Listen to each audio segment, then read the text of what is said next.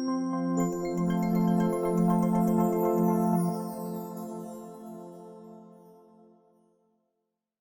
everyone, I'm Holly Muscolino. I am a Group VP at IDC. And for those of you who are not familiar with IDC, we are a global IT market research and advisory firm. IDC stands for International Data Corporation. So we're going to hear a lot of the same themes that we just heard from the first two speakers, but I'm going to throw a bunch of numbers at you. So my specific areas of coverage, I have teams that look at a whole range of content technologies, and I also lead our Global Future of Work initiative. So while everything I'm going to be talking about certainly touches on the way we work, what we're really going to focus on today is more the technology side of my coverage, and in particular, look at data from a study that we conducted in collaboration with Adobe, looking at the business value of AEM Guides. So I'm going to start by talking a little bit about the methodology of the study, the demographics of the folks we talked to. Then I'm going to take a brief step away from the study and look at some earlier IDC research that looks at some of the challenges of managing content and some of the benefits of a content management system. So again, we've heard a lot about that, but we'll throw some numbers at that, just to do some level setting. Then we're going to jump right into the business value study that we did, and we'll wrap up with a few recommendations. So the main objective of the study was to explore the value and the benefits of AEM Guides, specifically for content creation, content management, and reuse of that content. And we've heard a lot about reuse already. And the way we did that was we conducted 6 in-depth interviews with organizations that have been using AEM Guides for some time. And these organizations were able to quantify both the benefits and the costs of using this solution. And then based on that information, we built a model to express that value. And then based on that model, we did an analysis to come up with a 3-year return on investment. So let's start by jumping into the demographics. So here's a snapshot of the companies that we talked to. And you can see it's a really broad range of company sizes, both in terms of number of employees as well as in terms of revenue. We went from a sort of a lower enterprise size company of 3,500 employees all the way up to one with well over 100,000 employees. The companies came from professional services, media, and telecommunications industries, and we focused on 4 specific roles. We looked at the creative folks, we looked at those who were doing that technical writing and documentation, we looked at translation management, and then this was something that Michelle just talked about. We looked at the impact on those folks who had to manage the component content management system. And here's a profile of the assets that they were responsible for. On average, they were responsible for 10 brands, over 14 countries in 8 languages. They had almost 250,000 content items loaded into their AEM Guides solution, and they uploaded on average about 6,500 items per month. So I said I was going to step away from the study for a minute, and here's some earlier research that IDC did, and we asked respondents about the challenges of managing content. And again, we've heard a little bit about this. Here's some numbers. You can see that the biggest challenge was keeping up with the demand for new content creation. Creating and managing the metadata. We just heard a lot about that. And not unrelated to keeping up with the demand is the speed to publish content to the website and to other devices, and we continue to see the pace of business accelerate. They struggled with reusing content and with creating content components. So we asked the same group of folks, what were the benefits that they gained from deploying a content management system? And by far you can see the biggest benefit was this improved responsiveness. They were able to do things faster, and that increased stakeholder satisfaction, their partners, their suppliers, and of course, their customers. Now, one thing I think that's really interesting about this, and this is something that our first two speakers touched on, was that almost a third told us that they were able to leverage that content management system for new product and new revenue opportunities. That same study, they told us that in a typical organization, 142 people created or edited content from that content management system. And here is a quote from the business value study, and it's going to, again, what we've heard from our first two speakers. Having everyone on that single platform has had huge benefits. It makes that content easier to find and easier to be reused. Okay, now here's that bottom line that I was talking about. Overall, why did our 6 companies choose AEM Guides?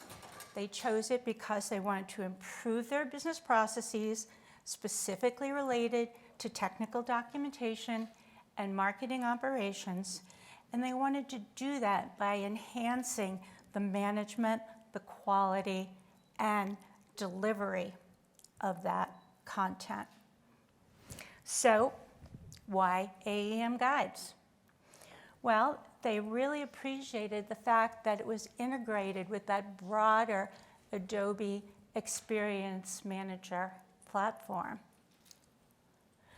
They didn't have to deploy multiple systems to author in XML and then publish out to HTML or PDF.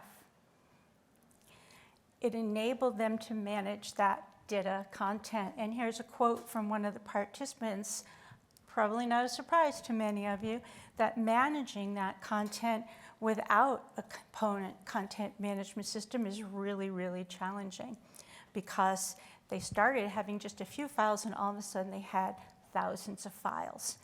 And that's why they adopted AEM Guides.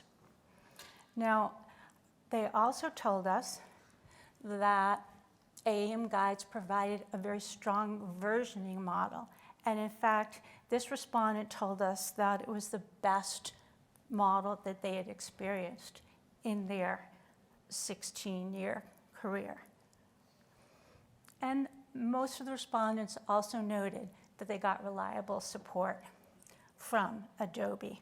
So how did we turn this all into business value? Well, we approached it from 2 ways. First, we looked at the improved management of this content on the part of those 4 roles that I talked about, the creative teams, the writers, the translation folks, and those who had to administer the system. And we called that improved content management.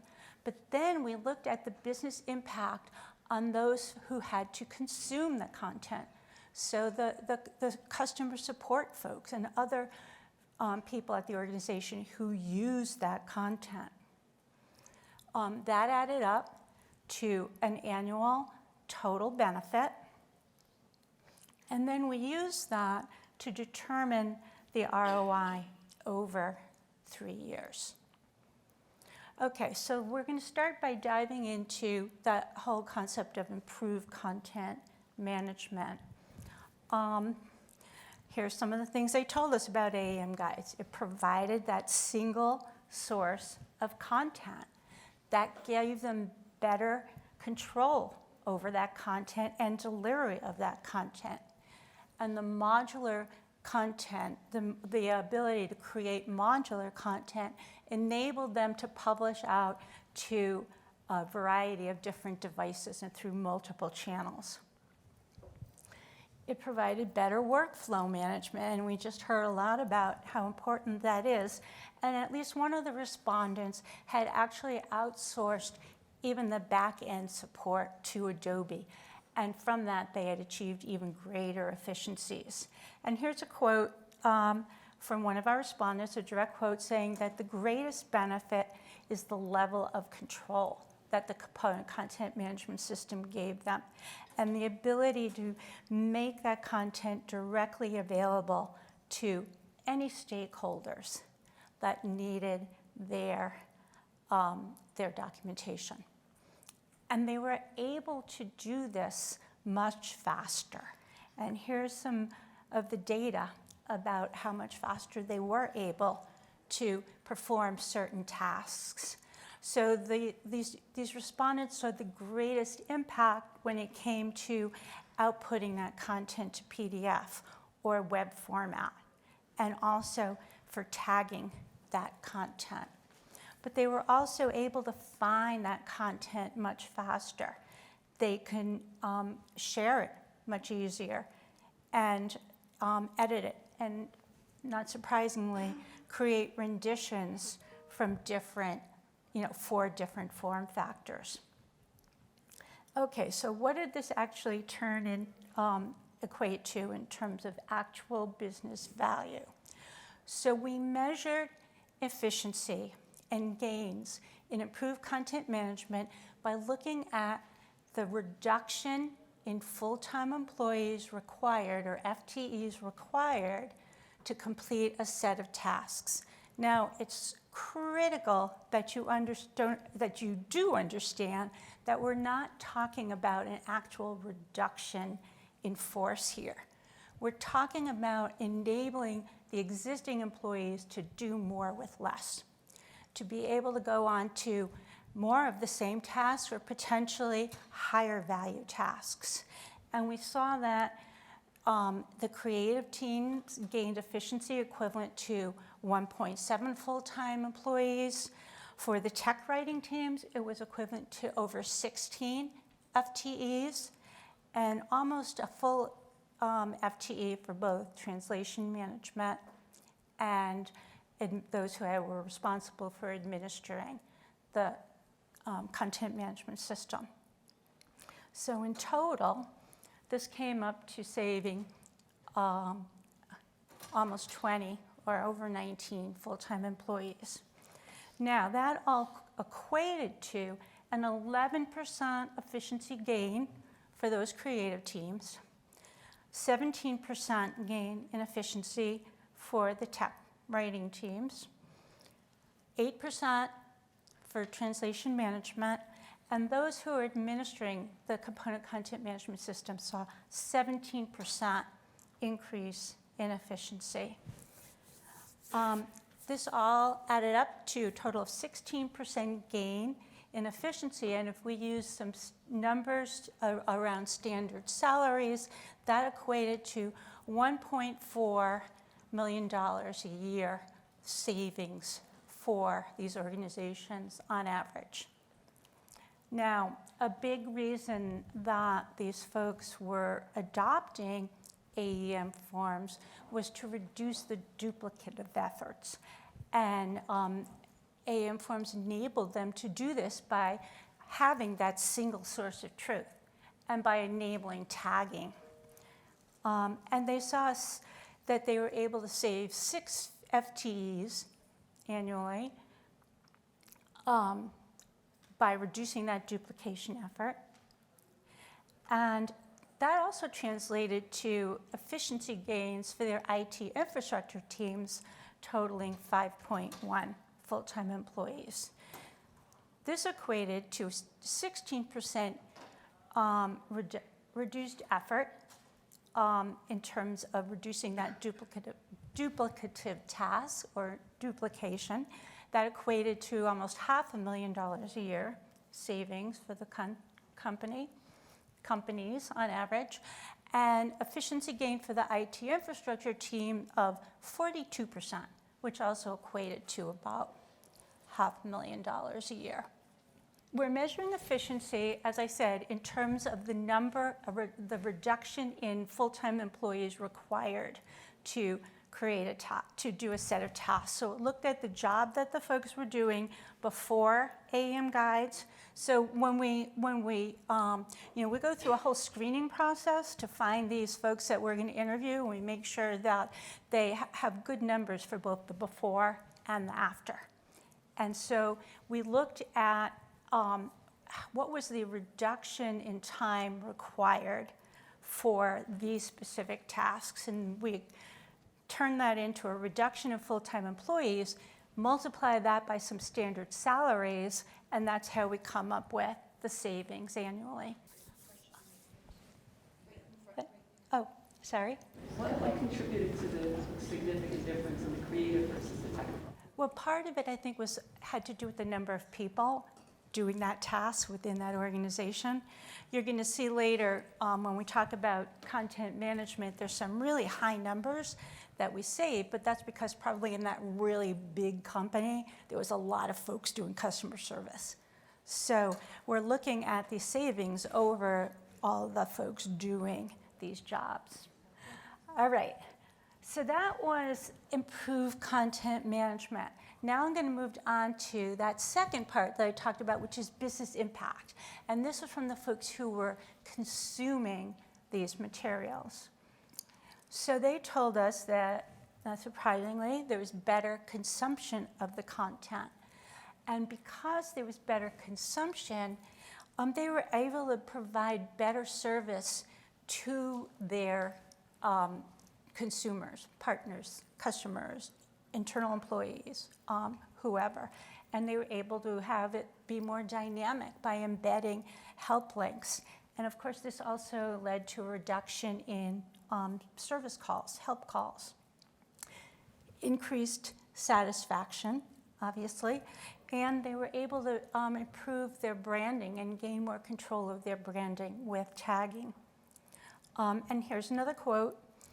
So this individual said that they worked with the development team to add those context-sensitive help links.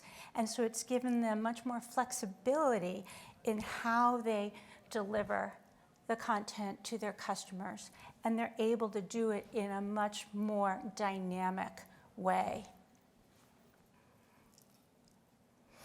Okay, so here's that big number I was talking about. Now, when we're looking at productivity gains, in this case, this equated to 162 additional full-time employees in productivity gain on average for those organizations. And we did look at all these numbers in a very conservative way, so we applied a standard 15% operating margin to all of the numbers. These organizations also told us that they saw this, they measured this increase in customer satisfaction by increased revenue. This equated to, see, this is where I said it was 162 additional full-time employees equated to a total of 4% increase in productivity. And using some of those standard salaries, this was $1.7 million a year. And they also told us that they saw an increase in revenue of almost $1 million a year. Okay, so I said, no, I threw a lot of numbers out at you. Here's a quick review. In terms of improved content management, they saw an efficiency gain that equated to $1.4 million a year. In terms of reduced duplication effort, that equated to almost $500,000 a year, and efficiency gain for the infrastructure teams did equate to $500,000 a year. In terms of the business impact, the productivity gain for end users equated to $1.7 million a year, and they saw an increase of almost $1 million in additional revenue annually. Now, if we add this all up, from the perspective of improved content management, these organizations gained almost $1.8 million a year in total annual benefits, and that equated to almost $15,000 a year per user. If we look at the business impact side of things, it was almost $2 million a year in benefits, or over $16,000 a year per user. Now, if we roll this up even more, in total, the total average benefits per organization was $3.8 million a year from deploying AEM Guides, or almost $31,000 a year per active user. So then when we do the ROI analysis, this comes out to a return on investment of 3-year return on investment of 287% and a payback period of just under 14 months. And for those of you who are in financial services, here's some additional numbers for you for how we developed our return on investment. So in summary, active users were those folks writing the content, the creative folks, translation, etc. They were 16% more effective. The end users were 4% more productive. They saw almost $1 million a year in additional annual revenue through that business impact. In total, it was $3.8 million in annual benefits per organization, or $30,700 per active user. And there was an ROI, 287% ROI over 3 years and a 14-month payback period. So these results were very compelling. And so not surprisingly, IDC recommends that in order to produce that agile content, to get that speed, to keep up with these ever-changing and ever-accelerating business requirements, the organizations do need to adopt a professional component content management system. And that will enable them to produce this relevant, personalized, quality content despite the accelerated pace and through multiple channels and in a decentralized organization. And also to comply with both company standards as well as industry regulations. Now I have one final slide, and I think this is a checklist that aligns really well with what Michelle was talking about. Here's a checklist that you can take back to your company. These are the questions you need to start to ask to put together that RFI, your wish list, and come up with that list of features that you need. So what content is your organization creating, and for what purpose? How much of it is redundant? And maybe conversely, how much is actually reused? Who is producing it, reviewing it, approving it, editing it, and ultimately delivering it to your stakeholders? And then who are those stakeholders? Who's consuming it and when? And as noted, those consumers may be machines as well as humans, and we'll start to see more and more of that. What format is required for creation and delivery? And I was so glad to hear Michelle talk about this as well. What integrations are required, not only between departments, but with other enterprise systems to fully automate your document processes? And then, again, I'm so glad to hear about this. How are you measuring? And this thing is what we're not doing well. How are you measuring use and engagement of that content? So thank you very much for your attention and for putting up with my technical staff moves, and I'm happy to take any additional questions if there are any. Sometimes people say, don't ask a question if you don't already know the answer, and this one scares the hell out of me. We I know are the answer. AEM Guides related consultants. We help implement. You put up a lot of numbers, a lot of good information that I like when I go to a client. My question, in summary, is it good? Like, when you look at those numbers, are they numbers where you go back to someone and you go, these numbers are good? Like, this is what you should be looking for as ROI, as improvement. Are these good? If that makes sense. Thank you. Well, yeah, I mean, it does make sense, and I do think they're good. I mean, you mean in relation to,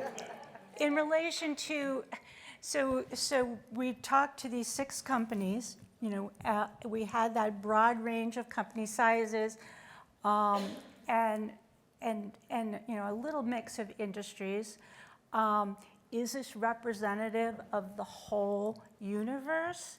Probably not, but it's a good enough sample to look at what those folks are actually achieving with using this solution. Perfect, thank you. You're welcome. So speaking for some of the leaders in our technology efforts, the really quick turnaround on the payback time is amazing, but what is the average implementation time for the people that you talk to? So the implementation time, I don't actually have that number right off the top of my head. We can get it for you. And in fact, there's a white paper with a lot more details that Stefan will they have access to. But I can say that is included in the model. So we look at implementation time.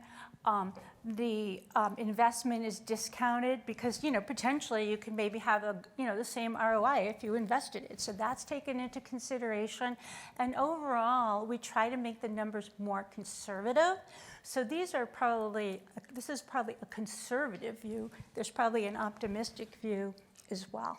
Depends on the size and volume of content you're likely migrating to the system. If it's a lot, you may need to have that initial investment into courses that migrate. Your FTE may come up for a little bit to do that, to get a small army to move the content over, things like that, right? So I think it just depends. Yeah, I'm not sure I heard the whole question, but I think I got the gist of it. I mean, I don't think we took into consideration the migration of content. We did take into consideration the deployment and coming up to speed.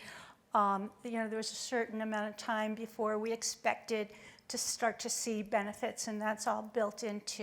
Okay. So a question here on the ROI is, did you also look at the improvement in responses to regulation? We all have regulation from different places, and that becomes an important piece of how fast and how quickly, and what's the return on that? Yeah, I don't think we did look at that. I mean, certainly a lot of times when we'll do research, and I don't think we did in this particular study, we'll ask about maybe a reduction in fees paid for noncompliance and so forth. But I don't know that we explicitly included this in that study. But give me your contact information after, and I can get back to you with a definite on that. Yeah, my question is a bit also related to that because your analysis was very much based on efficiency and cost out. So my question is, did you also look with customers you interviewed into more the case of trying to improve the customer experience and then analyze the revenue generated by it? And we have the example of Stefan he gave this morning with Miele, that then he bought an LG at the end instead of a Miele. But I'm serious, right? So I mean, have you looked at that as a revenue generator rather than a cost? Yeah, that was in the business impact part of that study. So it was looking at we measured improved customer satisfaction by increased revenue, as well as things like reduced call numbers, and so that improved So there's a few things of business impact. The reduced call numbers, the better access to the content made those who had to consume the content internally more efficient. And then from the perspective of customer satisfaction, we looked at increased revenue, and that was all built into that model. That was the second part of the model. There was the improved content management in terms of the active users, and then the business impact in terms of the consumers. Yeah, I think it's actually very similar to what was just asked. Just how do you correlate that revenue to the content, the increased revenue to the content? Yeah, and I'm not sure exactly, I mean, let me go back to, again, give me your contact details, because I'll Okay. look exactly at the question in Okay. the survey that we asked these users. We did phone interviews with these folks, but we definitely looked at increased revenue over the time of, as they deployed AEM Guides. Right. How they factored in potentially how they accounted for other factors that could potentially impact revenue. I don't know off the top of my head, but can get back to you on that. Hi. Hi. I assume that all these numbers is coming from unstructured into content models like data. So is it included that they actually had to rewrite all the content so it fit into concept, tasks, references, stuff like that? It's a huge step, and Yeah. it costs a lot of money. That's a good question, and that's a detail that I really don't know. I believe that in all of these cases, that all the companies we spoke with, this was their first component content management system. That they didn't, in other words, we didn't look at a competitive system into Adobe AEM Guides, because that wouldn't have been comparing apples to apples among these respondents.